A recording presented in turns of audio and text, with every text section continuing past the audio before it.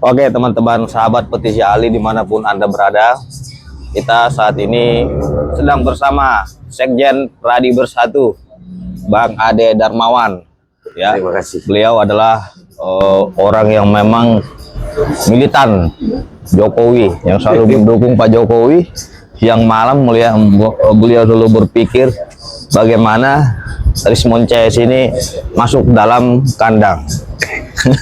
Karena beliau itu salah satu pelapor ya? Ya, salah satu saksi pelapor. Salah satu saksi pelapor yang memang mengawal kasus ini secara konsen. Karena banyaknya permintaan daripada teman-teman dan pertanyaan teman-teman, kapan ini Bang mereka ini digarap gitu kan? Oke, kita sapa dulu Bang Ade Darmawan. Selamat sore Bang Ade. Selamat sore Bang Pitra. Sehat selalu, ya, Bang Ade ya. Sehat terus Bang Pitra. Bapak Bang Ade. Presiden Ali ya. Kita ingin membahas terkait dengan rentetan antara kasus ijazah Jokowi ya yang dipersoalkan oleh Rismon CS dengan yang lagi diperdebatkan oleh Rismon dan CS, yaitu mengenai kasusnya Pak Sylvester Matutina. Ya. Banyak yang komen-komen di YouTube Petisi Ali, berani nggak lu bahas kasus hukumnya Sylvester Matutina, kata dia gitu. Ya. Ini kan bukan soal berani tidak berani. Ya. Ya, maka dari kita berikan edukasi agar ada pencerahan kepada masyarakat terkait dengan persoalan tersebut. Nah, yang menjadi problemnya adalah masyarakat menganggap bahwasanya kejaksaan itu lemah, kata dia gitu kan. Ya. Jadi terima kasih ya Pak Presiden Petisi Asli Ya. bahwa kalau saya cuma bisa mengambil sedikit gambaran kalau untuk dari Bang Sylvester ya. Ya. Bang Sylvester itu kalau persoalannya dia itu jelas Bang Pitra bahwa di dalam pasal 84 dan 85 itu ya itu memang sudah daluarsa, itu yang pertama. Yang kedua adalah bahwa kemudian terjadi PK. PK itu memang tidak menghalangi eksekusi. PK juga bisa menunda eksekusi. Artinya persyaratan PK di pasal 66 dan 67 di Undang-Undang Mahkamah Agung dijelaskan bahwa bila novum dan lain-lain sebagainya itu menurut yang saya baca bahwa itu berdasarkan yang memang beralasan seperti kehilapan hakim dan lain-lain sebagainya, maka PK itu bisa menunda eksekusi. Ya. Nah, jadi tidak eksplisit dikatakan bahwa tidak menghalangi eksekusi tetapi bisa menunda eksekusi. Tidak menghalangi tetapi bisa menunda. Nah, kadang-kadang bahasa hukum yang digunakan teman-teman di pihak sebelah selalu menyampaikan PK tidak menunda eksekusi, tidak ada bahasa begitu. Di aturannya jelas dikatakan PK tidak menghalangi. Ya. Tapi PK, apakah PK bisa menunda eksekusi? Itu pertanyaannya. Berarti kan ini hak subjektivitas daripada kejaksaan. Bukannya jaksa mau menghalangi atau tidak, tapi jaksa lebih menghormati upaya hukum yang sedang dilakukan. Upaya hukum yang dilakukan, terus dia tidak mau menabrak juga 84 dan 85. Bang Pitra, gini. Kita nggak bisa baca separuh. Saya bacakan Bang Pitra yang 2, 3 sampai 4 ya.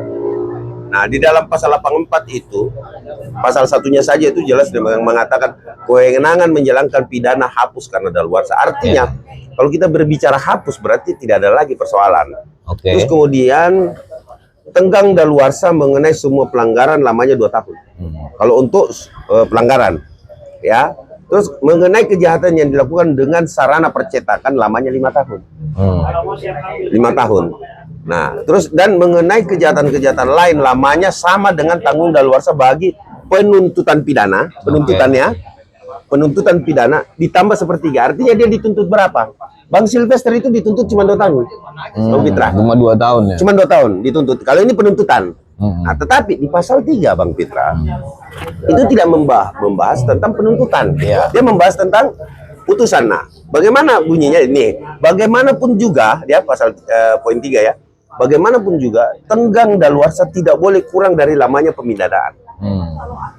Artinya yang dijatuhkan. Artinya ketika putusan hakim 1 tahun 6 bulan, maka dia hanya 1 tahun 6 bulan. Tidak boleh kurang dan tidak boleh lebih.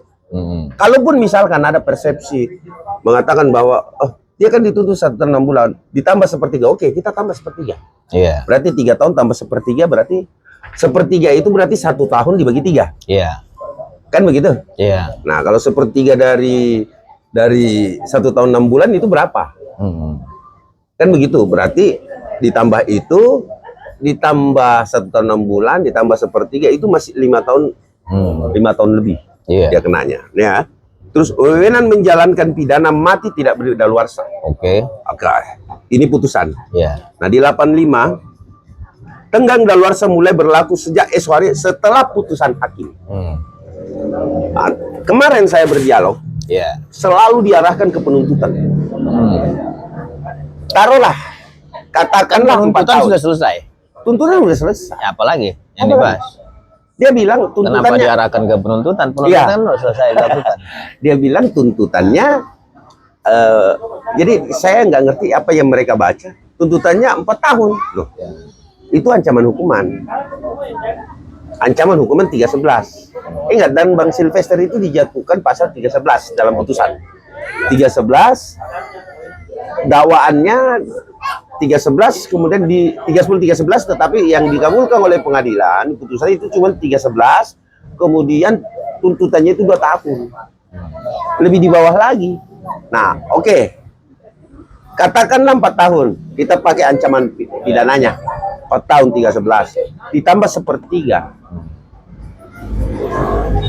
ya kan, ditambah sepertiga dari 4 tahun dibagi 3. Berapa kenanya Bang Peter? Kalau dibagi 3 berarti 1 tahun 6 bulan. Katakanlah 1 tahun 6 bulan, ya. 4 tahun ditambah 1 tahun 6 bulan, 5 tahun 6 bulan. Ini sudah 6 tahun, Bos. Iya, udah luas ya. Udah luar Bang. Jadi apapun yang mereka mau katakan, ini adalah aturan. Monggo silakan mereka mau berkata, wah nggak bisa itu 12 tahun. Bahkan Roy Suryo menghitung 12 tahun. Dari mana 12 tahun? Kan aturannya sepertiga. Makanya saya bilang bagaimana ngitungnya. Terus kemudian saya juga menyampaikan kepada teman-teman di kejaksaan. Saya sampaikan bahwa menurut hitungan kalian, ada yang hitung sama seperti saya, 5 tahun 6 bulan. Ada juga yang menghitung udah lama lewat ya 3 tahun doang. Nah, jadi udah banyak juga perhitungan. Cuman ini digulirkan bagaimana caranya Bang Sil ini harus masuk. Ini yang aneh. Yang menurut saya gini Bang Pitra, saya cerita deh. 2017 demo itu dilakukan. Saya ada buktinya, Bang. Masih lebih santun caranya, bukan santun ya, masih lebih bagus cara protesnya daripada protes yang dilakukan oleh Suryo CS dan Abraham Samad. Artinya tidak menjustifikasi orang. Karena adanya isu SARA pada saat itu digunakan oleh seorang JK sehingga terjadi demonstrasi di depan Mabes Polri. Dan pada saat menyampaikan sehingga di demo lah beliau. Nah, setelah di demo, Bang Pitra tahu 2017 waktu sidang pertama di Pengadilan Negeri, Bang Sylvester itu datang sendiri, tidak didampingi pengacara. Apa yang ada di pikiran Bang Sylvester pada saat itu? Percuma saya pakai pengacara, yang saya lawan Wapres. Oke? Putus. Dituntut 2 tahun. Putusnya 1,3. Ya? 1,3. Sudah? Setelah saya putus, banding. Ya. Jaksa. Ya kan? Naik banding. Banding Bang Sil yang banding. Bang Sil yang banding. Putus 1,3 banding. Tahu nggak berapa naik?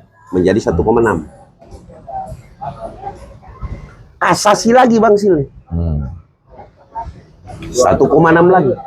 Nggak berubah itu tuntutan, putusan. Tahu nggak siapa yang menjadi ketua Mahkamah Agung pada saat itu? Ali Hatta. Ali Hatta yang menjadi di situ. Atali ya. Bukan Ali Hatta. Atali. Ya. Saya nggak terlalu kenal dia. Saya cuma tahu ya Pak Ali Hatta lah ya. Atali. Nah pada saat itu Atali ini saya dengar kabar karena saya nggak pernah berurusan dengan Ketua Mahkamah Agung. Iya. Jadi Atali pada saat itu menjadi Ketua Mahkamah Agung, ya saya langsung berpikir, oh kalau Atali tidak berubah karena ya itu tadi kan. Nah, saya tidak bisa mengatakan bahwa menjustifikasi di sini, tapi ini jelas bahwa dari semua kasus 311, inilah kasus yang paling tinggi 1,6. Biasanya 9 bulan, bahkan ada yang 7 bulan di zaman itu. Karena setahu saya juga Tipiring itu nggak bisa ditahan, karena tindak pidana ringan, apalagi 310, 311, dan dia 9 bulan. 9 bulan. Kenapa bisa saya 1 tahun 6 bulan? Tahun 6 bulan. Karena jadi agak politis juga gitu kan. Pasal utamanya kan 310. Iya. 310 itu 311. Iya, 310 itu di bawah 5 tahun. Iya. Justru itu. Jadi nggak ada upaya penahanan kalau memang ancaman pidana di bawah 5 tahun. Iya. Memang beliau nggak ditahan. Tapi kalau memang itu biasanya yang kita lakukan advokasi, biasanya kalau kasus-kasus Tipiring seperti itu hanya percobaan gitu. Percobaan. Nah, tapi ini tidak. Dari 13 naik menjadi 16, bertahan di Mahkamah Agung 16. Yang 16 ya. 16 terus. Tidak pernah berubah. Terus kemudian pada saat itu terjadilah permohonan maaf. Ya, datanglah beliau ke Istana Wapres. Iya. Nah, yang hadir di situ itu saya juga bisa buktikan, Bang, yang hadir di situ memang orang-orangnya Pak JK. Jadi sudah ada upaya komunikasi untuk arah perdamaian. Ya, karena kan sia-sia, Bang. Oke. Tidak akan pernah menang. Iya. Siapapun pengacara yang digunakan pada saat itu, Bang Sylvester, Karena lawannya penguasa gitu ya. penguasa. Siapapun pengacara tidak akan berubah. Nah, tetapi oke lah, kita tidak mau keluar-keluar kriminalisasi. Iya. Tetapi yang kita tahu adalah di sini saya bisa tunjukkan. Ini foto-foto di mana beliau juga adalah bersama-sama Pak JK. Jadi ada yang katakan tidak pernah ketemu JK kan? Nah, ini kan Pak JK kan? Nah, gitu loh. Nah, terus kemudian perdamaiannya dihadiri oleh ini. Itu siapa? Ini tahun 2019 setelah putus. Iya. Nah, ini Istana Wakil Presiden RI. Iya. Saya sebutkan nama-namanya, Bang ya. Ini fotonya boleh di-up ya nanti. Ya, nanti bisa boleh. Iya. Tidak ada masalah, dan itu sudah memang menjadi kita lagi minta pernyataan sama beliau. Pernyataan-pernyataannya bahwa benar nggak ini pernah pernyataan maaf itu dan pernah datang ke yang pertama itu adalah Mukhlis Markus Mekeng. Mukhlis Markus Mekeng. Mukhlis Markus Mekeng. Oke. Andi Gani Nenawea. Terus kemudian Sufyan Manandi. Oke. Pak Sufyan Manandi ini kan, Tapi mereka mengakui nggak ada upaya islah seperti itu? mengakui karena itu pakai adat. Pada saat itu adat NTT, diberikanlah sarung Pak JK pada saat itu. Nah, diberikan sarung. Tetapi ada bahasanya lagi kemarin yang saya sempat berdebat dengan salah satu profesor Hamid Awaludin kan, bahwa tidak ada itu. Nah, siapa bilang? Kalau kecuali Pak JK membuang ketika Sylvester keluar, sarung itu langsung dibuang ke tempat sampah. Ini nggak ada, diterima. Tetapi saya rasa masih disimpan itu. Kalau memang ini ya, tapi nggak tahu lah kalau misalkan Pak JK dianggap ini barang kecil. Tapi saya rasa seorang JK tidak akan mungkin seperti itu. Karena itu kan bukan bahasa langsung dari JK kan.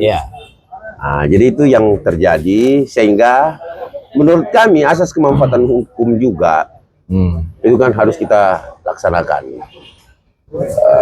Bahwa asas kemanfaatan hukum, terus kemudian untuk apa sih menghukum seseorang kalau hanya 311? Bang Ade, ini kan hal yang menarik. Jadi terkait dengan peristiwa ini kan bertalian juga dengan laporan Pak Jokowi dengan Roy CS, Rismond dan lain-lain. Jadi artinya mereka menganggap satu pendukung Pak Jokowi itu telah tumbang gitu kan. Ya. Nah, tanggapan tanggapan Pak Ade seperti apa dalam kasus ini ya. Apakah memang pendukung Pak Jokowi udah tumbang, jadi sehingga tidak ada yang bela Pak Jokowi lagi. Kita saksikan di segmen berikutnya.